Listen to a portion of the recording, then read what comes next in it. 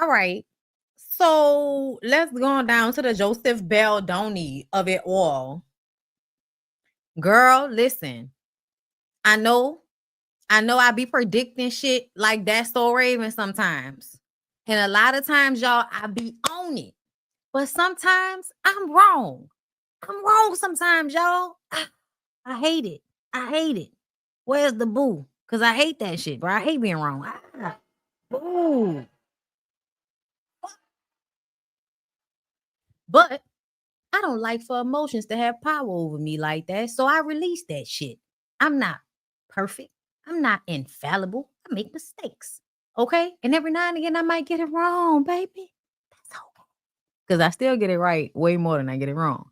But with the Justin Baldoni situation, y'all, I'm open to either side of this situation. Okay, I am open to either side of this very precarious, messy, multi-million-dollar lawsuit ass drama. Girl, I don't know which way I might fling a flang, but I'm gonna tell you off rip, I do like Ryan Reynolds. I do. I think he's hilarious. I honestly think him making fun of Justin Baldoni with the ponytail and all of that. I think that shit's hilarious. I think that a man that would consider that bullying is low key a punk. He a punk. You know what I mean? And I'm not talking about like a gay punk. I'm just talking about like you're too sensitive to be a grown ass man. Like if you can't take being made fun of in a movie, like it was a joke, bro. You know what I mean? Like to me, and now it's going to this very serious place to where you're being sued for $400 million over a skit making fun of somebody in a movie. You know what I'm saying? It's no different than when they make fun of people on SNL to me. Like I just didn't think it was that deep. So this makes me feel like something is wrong with Justin Baldoni. I'm also not getting away from my original sentiments around him and his relationship with the PR lady who was a part of the original PR company and how they stole that lady's clients. And you know how there were messages back and forth between them that highlighted creating this smear campaign on Blake. And I feel like when it came to this movie, I saw way more shit negative about Blake off rip than I did after the fact. Like it just kind of seemed at the beginning that always she was being made to look bad over these very slight things. Like it just didn't seem that deep. Somebody can be bitchy. Somebody could not like doing interviews on their movies. Somebody can be awkward. You don't know what's going on between them and the reporter. You don't know how they feel about the questions the reporter is asking them. Like, I feel like y'all would have ate Whitney up. Those same memes that y'all use to, kind of rejoice in Whitney being herself in some of those interviews that they were asking her stupid ass questions, or this is her 15th interview for the damn day and she don't even want to do it and she don't like the interviewer. So she got this I don't give a fuck energy in the interview. Like it to me, I just feel like sometimes it's not as cut and dry as people make it out to seem. So I'm always willing to look at several different aspects of the situation. Now listen, I didn't see him on Law and Order. I saw him on Jane the Virgin. And I just also feel like I didn't really see anybody come out and speak on his behalf from previous projects the way I have seen people come out and, support Blake Lively. People hate women, so it's easy to manipulate. It is. It very much is. And he's a good looking man. I think so. So I feel like it kind of the position that he was in, I feel like he was still in a position over Blake. I understand that Blake's husband is Ryan Reynolds, but that's not Blake Lively. They're connected, but people have been known in Hollywood to mishandle women, even when their husbands are powerful people. Like, still mishandle them if they're in a power position over the woman. And he was the director. So that definitely put him in a power position over Blake when it came to that movie and kissing scenes that were too long and inappropriate things being said to her. And videos on his phone, like all of those things. So I just kind of feel like at the end of the day, it's a lot to this situation, and I'm not really willing to be pulled on either front. But I did feel like it was a manipulation the way people were talking about Blake being a bitch for some of these interview clips that I've seen, where that wasn't translating to me in the way that I felt like people were saying it on TikTok and shit. But anyway, Blake Lively is getting sued. Justin Baldoni is taking legal action against her and her husband. and her publicist Leslie Sloan over an alleged smear campaign tied to their film It Ends With Us. The fact that he's copycatting what she put in her claims also is a red flag to me, but okay, you know.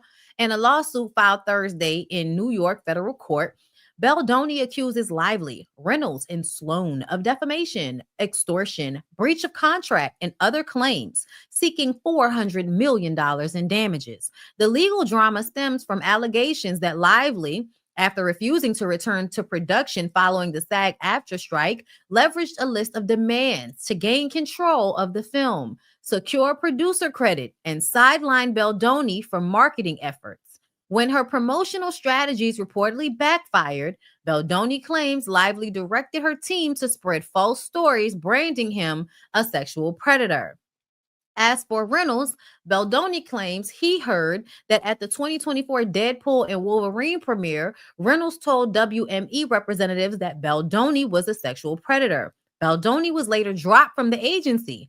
However, WME denies being pressured to do so.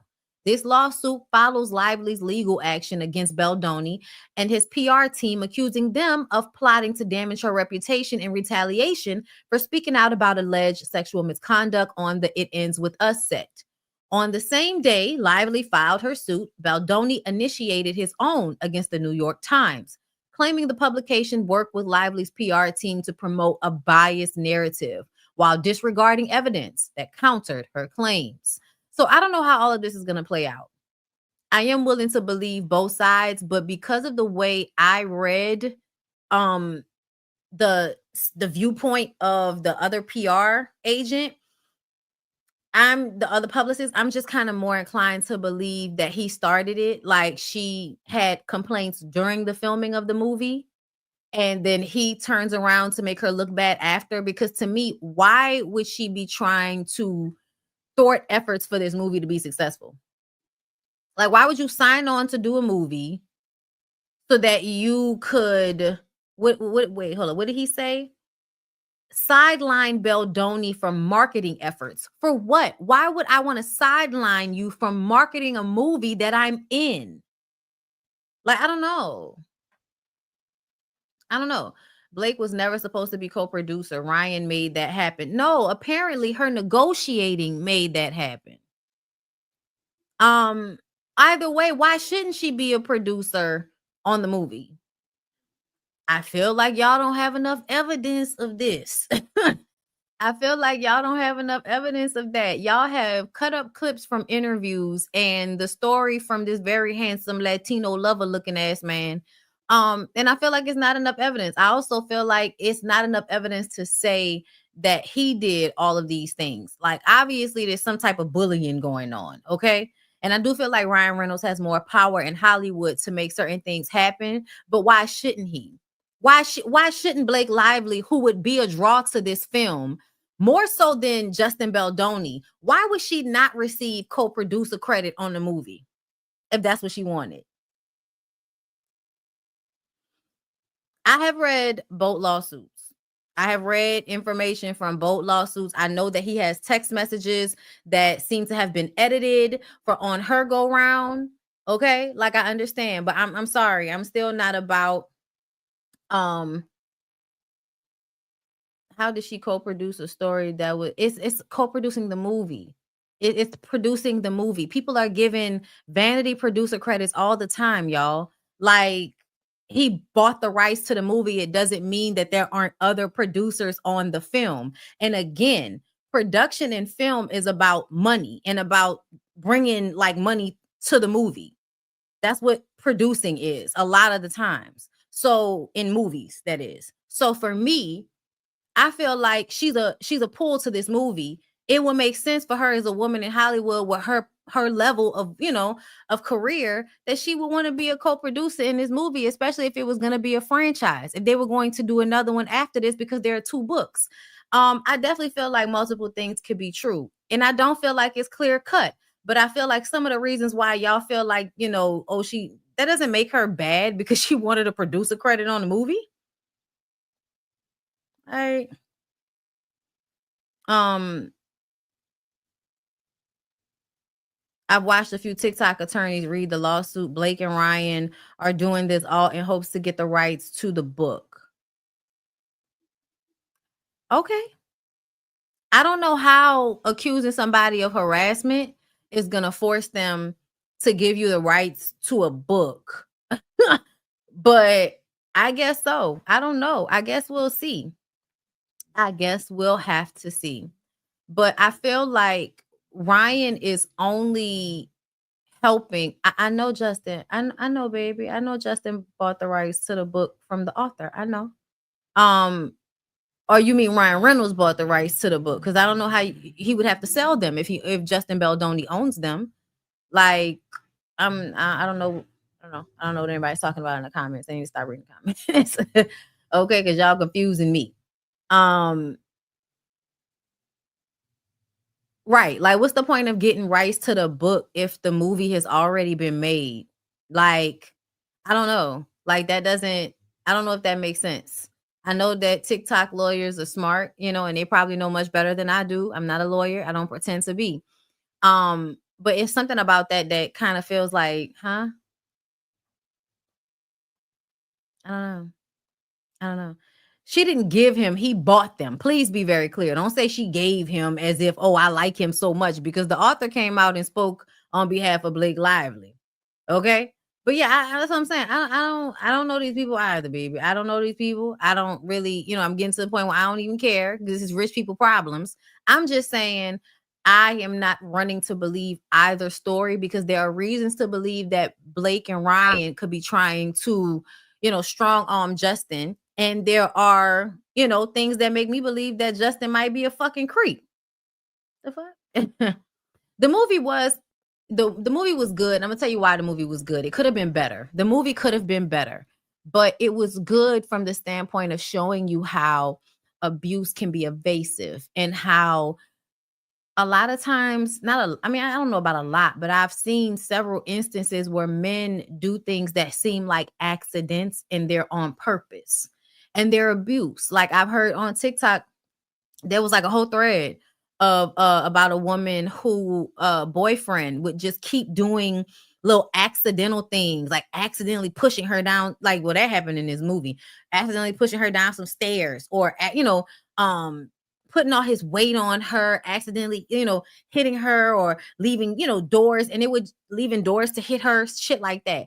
And it would make it seem as if it was somebody being like just careless, or somebody that was being clumsy, but it was actually abuse. So the book and the movie specifically did a really good job with showcasing how at the beginning she wasn't very clear that it was abuse that was happening, and it kind of took a few times of him doing shit in order for her to realize that she was in this pattern. Okay. So yeah. I didn't know there were 3 books. I only thought there were 2. But I'm about to read the second one, because I've already read the first one, and it was good. But I do agree with some people. I don't think it glorifies abuse, but I think whenever you convince people that, or you tell it, not even convince, when you tell people a story about abuse where somebody attempts to R someone and make it seem like they can eventually get past that and be a better person, I think that's a dangerous mindset to put in abused women's minds. Abused people are always looking for reasons to excuse their abuse, right? They're always looking for reasons to explain it away and make it okay. That's just a natural part of being an abuse victim. It's trying to make sense of why the person who loves you or who you love will harm you, right? So when you're trying to rationalize that, I don't think you need the thought rolling around in your head that they may get better after they've attempted to assault you. You feel me? And in this book, the author writes about this experience being her mom's experience, but the character in the book, Lily Bloom's mom, was basically argued by her dad in front of her. Like, they were fighting, he was drunk. He's accusing her of flirting. You want to flirt with somebody, and he starts pulling down her underwear and forcing himself on her. And Lily, who is a teenager, comes into the room and is about to kill him, but her boyfriend, homeless at the time, who was secretly staying at their house, stops her from killing him. So, or stabbing him at least. So then she goes into adulthood and gets into this relationship with Justin Baldoni's character, um, Ryle, and Ryle basically does the exact same thing to her. He doesn't go all the way there, but he definitely attempted to. And there's a scene where she had, look at me, look at me, look at me, look at me, look at me, in my, like, trying to get him to register so that he would stop, because you feel like they're gone. And I understand that feeling all too well, where you are looking at somebody that at some moments claims to love you and care about you and be so connected to you. And in a moment, they could be doing something so fucked up and they act as if they're not there. Like they are somewhere else while they are doing this very fucked up. Like they've disassociated while doing this to you, to the point that they don't hear you and they don't see you, pleading for them to see you as this person that they love. Yeah, like a blackout, but it's not a blackout. It's not a blackout. You know exactly what the fuck you're doing. You know what I'm saying? So yeah, I put a lot of things, kind of in the forefront about abusive relationships and shit. But it was a good book, the first one. So I need to read the second one. But the fact that that's what the story was about, and then you put that in a frame of what their relationship during filming was like, it's definitely, she seemed uncomfortable. I'm gonna say that during watching the movie. Now back, when I think back on certain scenes, it almost seems so real how uncomfortable she seems. Like it's crazy. Um, Girl, I'm not about to talk about no Sydney Star's current body shape. I ain't even seen Sydney Star. I'm scared of what might be happening over there. Okay. Anyway, let's move on. Let's move